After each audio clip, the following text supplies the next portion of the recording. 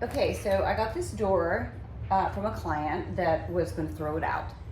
And I decided that I am going to make a coffee table out of it.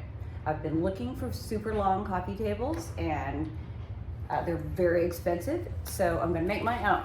And so I'm going to show you the things that you need to make this happen if you want to do it at home. I don't recommend trying it at home, but if you do, you're going to need your music. That's a must. Some water, gloves. You are going to need this stuff. It's Drydex. It is a spackling that I'm going to use to fill in the places in the door that we don't want to be seen. Like they're not there. You're going to need this sealer. This is the best sealer. I have used Kilz forever. This is the stuff. It really grips on to the surface and it grips onto the paint that you're putting on it. I'm going to try out this glue paint. I found the color I wanted and I didn't have time to go to PPG to get the paint. So we're going to try that. You need a stir stick. You're going to need preferably a cup with one of these handy liners. I change them out multiple times when I'm painting. I've got a couple paint brushes.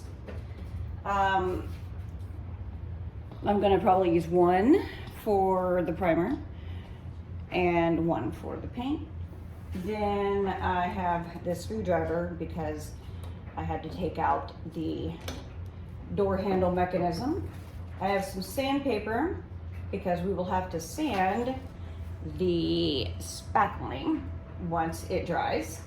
And then I like to get these sponge rollers that are meant specifically for doors and cabinets because it goes on really smooth and you don't see any kind of brush marks.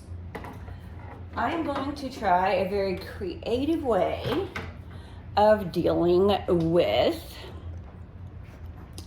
this little hole where the doorknob used to go.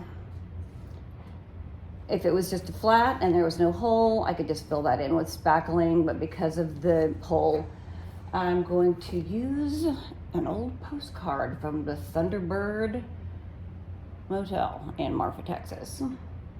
I know it seems kind of sacrilegious, but I'm going to nonetheless. I'm going to cut it in the shape of that opening. I'm going to glue it in, and I'm going to spackle on top of that. That's kind of crazy, right? That is crazy. But sometimes I'm kind of lazy. Okay, here we go.